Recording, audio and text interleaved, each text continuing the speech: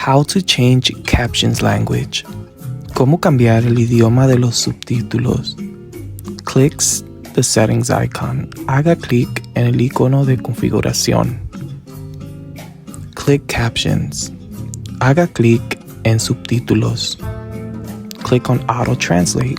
Haga clic en traducir automáticamente. Choose language y elige idioma.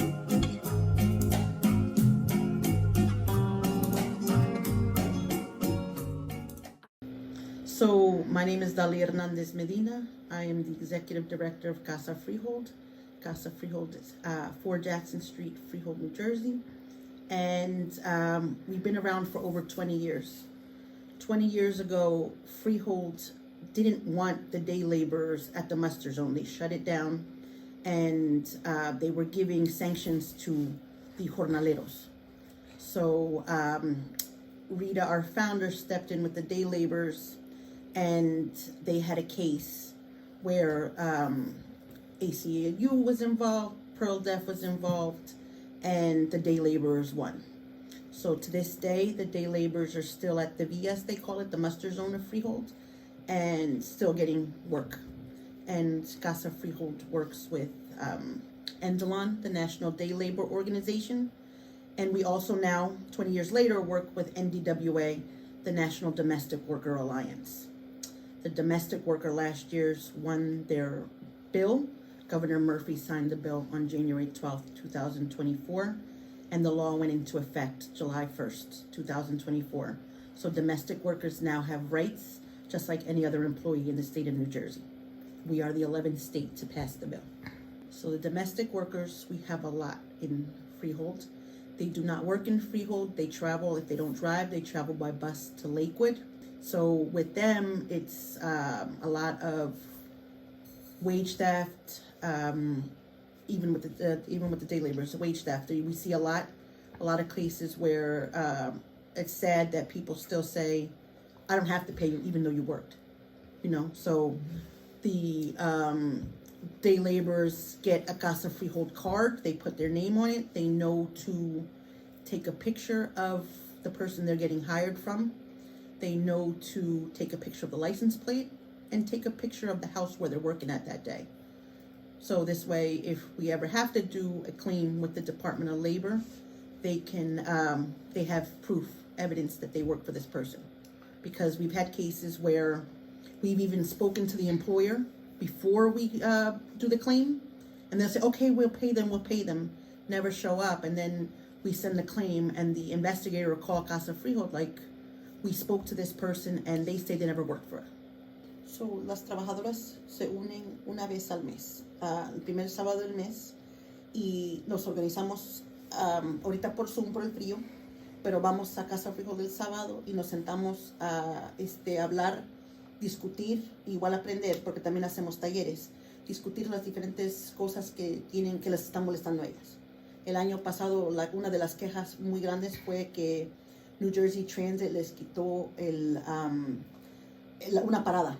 So las dejaba en una otra parte y tenían que pagar un taxi de ahí a su casa en vez de caminar del bus station. Pues eso lo quitó New Jersey Transit por otra queja.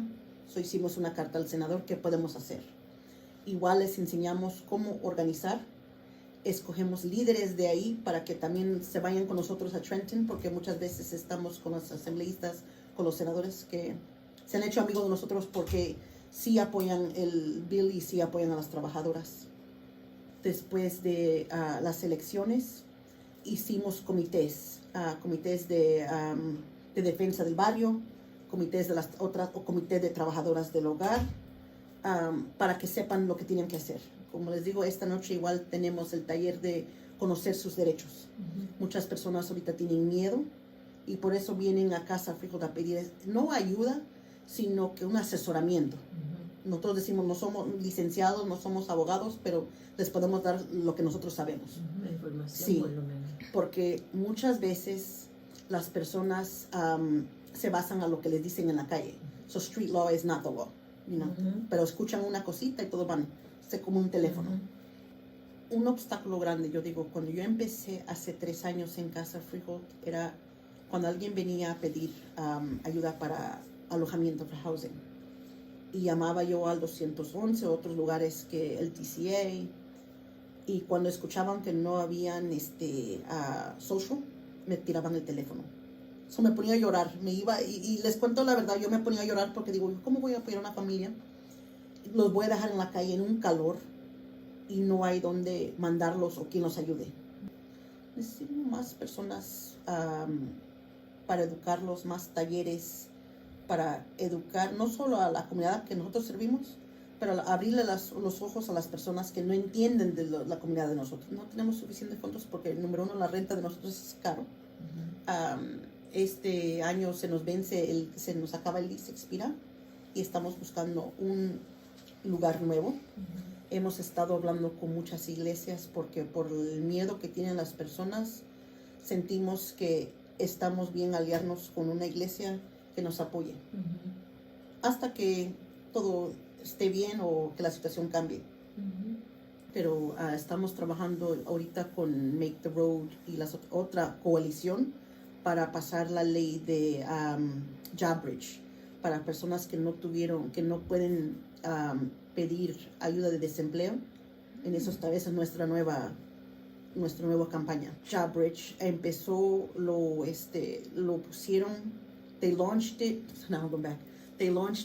May 1st during May Day in Newark. We went on a march to launch it. So there are maybe 10 organizations in this coalition, but there are many unions, faith-based organizations that support this new campaign. It hasn't been placed on a bill yet because they're still working, but we'll get there. And this is for people that aren't eligible to receive any kind of unemployment benefits. We worked with, before, during COVID, when everybody got a stimulus check, our community was forgotten. So we passed the Excluded Workers campaign. So we're excited to have worked with them and brought the community to us. Háblenos un poquito de los obstáculos más grandes que ustedes tienen en este momento. Fondos, el buscar housing para personas porque no hay,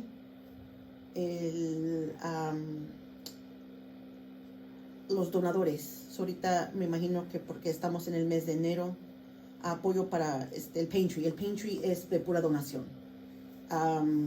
Y otro obstáculo sería trabajo. Hay muchas personas buscando trabajo. So a lot of landlord-tenant, a lot of people that rent rooms for a lot of money to take advantage of the most vulnerable. And racism, and you watch.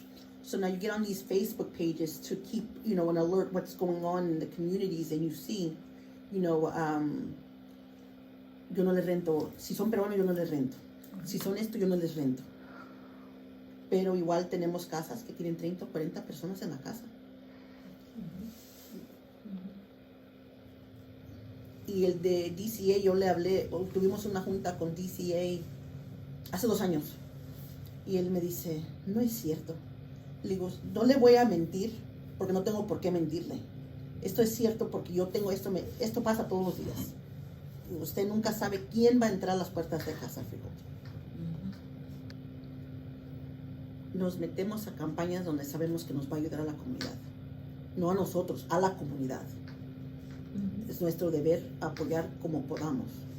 Job Bridge. Sabemos que nuestra comunidad son las personas que no reciben desempleo. Sabemos que son las más necesitadas y son los que más trabajan. Un ejemplo, tuvimos una de las juntas que tuvimos y la señora no se vino a quejar, sino que dijo, esta señora me despidió. Me despidió y no me dio razón, pero otra trabajadora la conocía y le fue a decir a la señora, y en la comunidad de ellos, they blacklisted her, so nadie le daba trabajo. So ellas saben, tienen firmado una confidencialidad que todo lo que pasa ahí tiene que quedarse ahí. esa señora no, que ya no la pudimos aceptar porque no tenía que ser eso. A veces, muchas cosas que pasan tiene que quedarse uno callado. Our community, like I told you guys before, our community is always forgotten because, or not forgotten, left out because they are an immigrant community. People need to understand why immigrants are here. You know, I'm not here to take your job. I'm here to work because I want a better life for my family. I want to help my parents. So I'm going to use myself as an example. My mother was brought here from Guatemala back in 75, 76 by a diplomat that brought women here every 2 years to work for their family. And she was put to sleep in the basement. They brought her with a visa, so she came with a visa. She was put in the basement to sleep. She said with the cloth that they had downstairs, she would make clothes. But they were abused, her and her partner that came with her, the other lady that was hired. And we were talking about power. This is, like I said, he was a diplomat, and they used their power to take advantage of these ladies. They knew that one of the sons in the house wasn't married, and he used these ladies and took their, but she did not let that happen. She told him that if she was going to prostitute herself, she would have stayed in her country. And when they were able to escape, they left the house.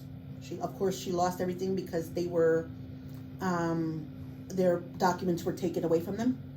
So they were exploited. They worked from 6 in the morning to 12 midnight watching 8 kids, plus there's other stuff that was, plus cleaning, and they were paid $80 a month. So that's why the domestic worker bill to me hits home, and it, it's more for me to help, And she met my father when she worked in a house. My father was deported when she was pregnant with me. So I didn't meet my father till I was 4 years old. So again, that was my first bout with ICE. So before my time, we knew about ICE.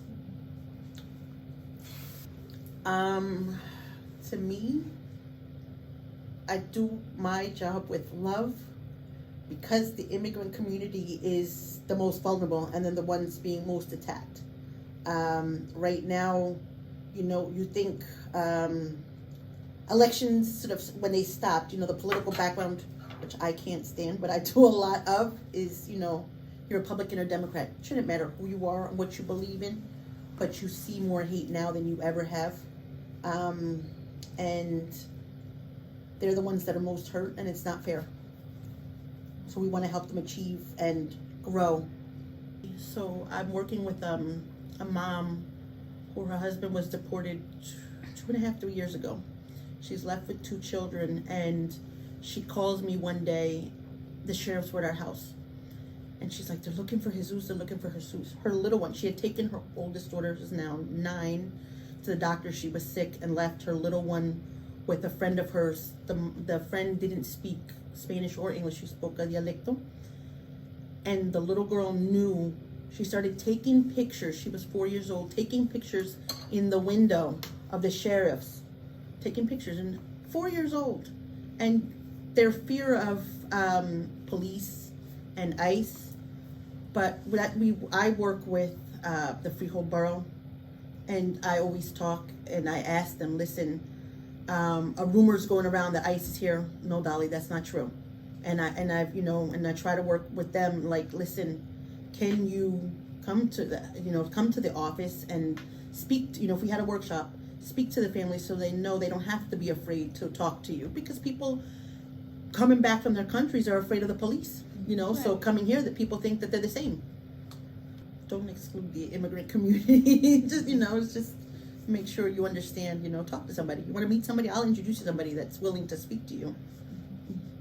When my father became a citizen, I accompanied him to Newark, and he went in and he comes out, and my father's very passive, like I get it from him. My mother's more aggressive. But he comes out with the investigator, and the investigator's yelling at him, and I've never seen him so mad. He says, siéntese aquí, don Rubén, y cuando usted me quiera confesar la verdad, hablen conmigo, pero ahorita yo no quiero atenderlo. So, le digo, papi, ¿qué pasó? Me dice, ellos me están acusando de que tienen mis huellas porque dice que yo estaba robando en Newark. Y le digo, ellos tienen sus huellas porque ellos lo deportaron a usted. ¿Y cuándo dicen que estaba robando? En el 78. Le digo, pues ese de tiempo lo deportaron a usted. Pero al sentarme ahí con él platicando y él furioso, pasa un grupo de personas que los tenían detenidos. Pero usted hubiese pensado que estaba con un montón de asesinos, lo que sea, pero estaban esposados de las manos, de los pies, y como que hubiesen sido en fila de gusanito. Así estaban. Y la tristeza que digo yo, ¿cómo es que tratan las personas porque vienen a pedir, vienen aquí a trabajar, a hacer algo para ayudar a sus familias y los tienen así? ¿Qué hicieron? Ni a Hannibal Lecter creo que le iban así. But, you know, when you meet people, you learn, you know, you have to listen. Don't just assume. And maybe that's how we were taught. Assume, you know, believe that's how somebody is, but that's not their person. Don't read a book by its cover.